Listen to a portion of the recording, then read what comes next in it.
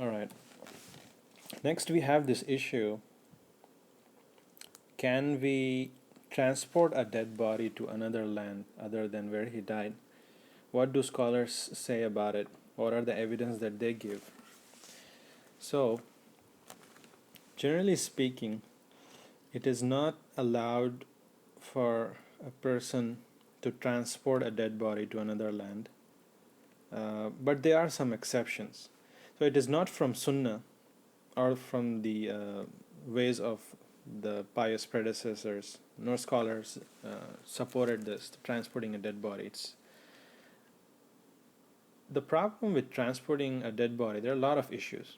First of all, we said this a lot of times before, that this whole burial process should be done very quickly. One must hasten to finish this. So it goes against the sunnah. Transporting to another land, it takes long time, unnecessary delays, so it should be avoided. And the other problem with this is that, for example, if you want to take it in a plane, they won't just let you take the dead body like that. You have to go through certain procedures, and one of the procedures is the embalming of the dead body. They put some chemicals and make sure that the body does not decay. So that's something again which is not good to do, because we have to follow the sunnah. Maybe use kafur, that water. That's it. You can't put some decaying, stopping agents or chemicals, something like that. Can't do that. Another problem with this is that it requires a lot of money, spending a lot of money if you want to transport like that, and it comes under the category of extravagance, so that it should be avoided. If the money belongs to the inheritors, it cannot be just spent like that. And the scholars also say that if we open the doors for transporting the dead bodies like that, everybody would just jump in and say, hey, I want to go there, I want to go this way, this land is good, I want to go there. So those are the problems. But there are some valid excuses that the scholars gave. One of those valid excuses, they said that if somebody fears that there is some danger to the grave, or there is the honor of the grave is in danger, then they can transport. So sometimes it might happen that government takes care of all the graveyards and they are not very serious about it, and it's not safe, and it's not maintained nicely. They own the graveyard, so they can change their decision and convert it into something else, a dumpster, or build a building over it, even when the graves are still fresh. So that could be a problem to the grave. So if somebody knows that this could be an issue, then it is okay, and they can transport it to a place where it is safe.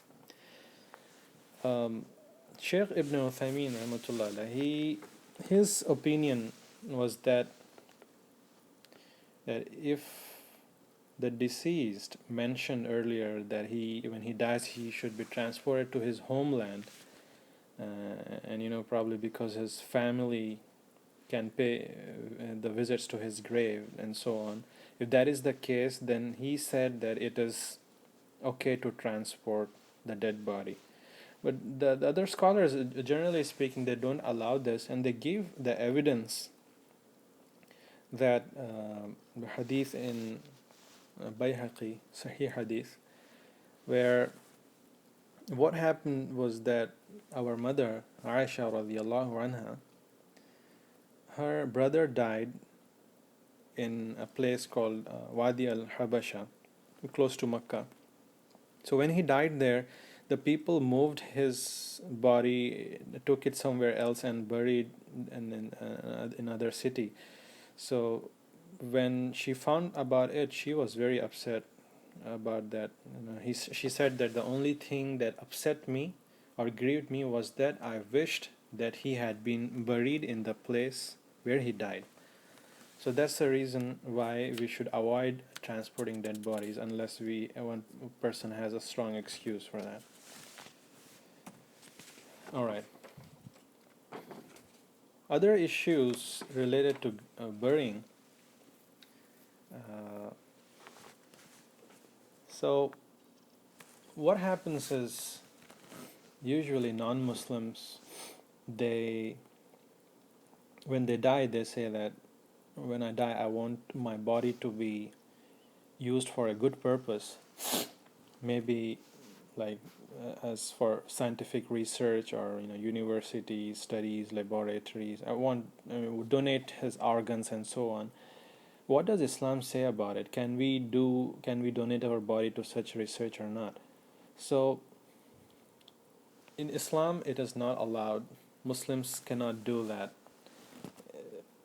Again, it goes back to the same hadith. You cannot harm the body of a Muslim. Breaking a bone, if you cut and dissect the body, it's just like breaking the bone of the Muslim. It's not allowed. So this research and testing, even though it's good for medical advancement, its human Muslim body is not subject to such a treatment, because we are obligated to honor and respect a dead body, a dead Muslim body.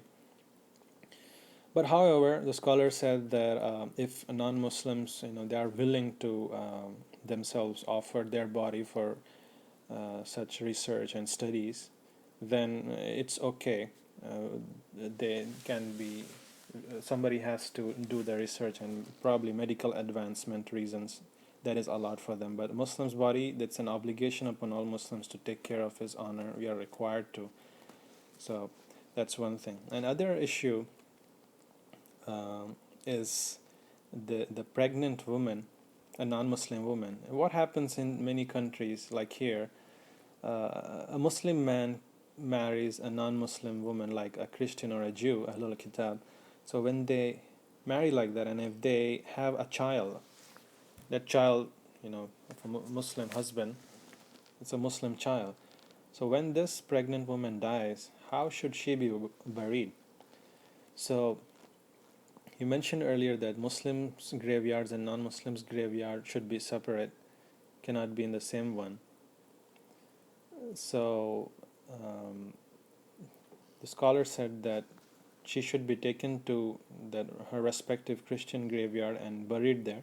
However, since she has a Muslim child, we have to make sure that the Muslim child faces the Qibla. That's one of the things that we do to a Muslim while in the Islamic burial. So we have to make sure the child is facing the Qibla. And how do we do that? Like, if you know the medical, what happens with the pregnant woman is that the baby inside is actually in opposite direction. So the woman has to be facing the opposite direction of Qibla. So in that way, the child will be facing the Qibla.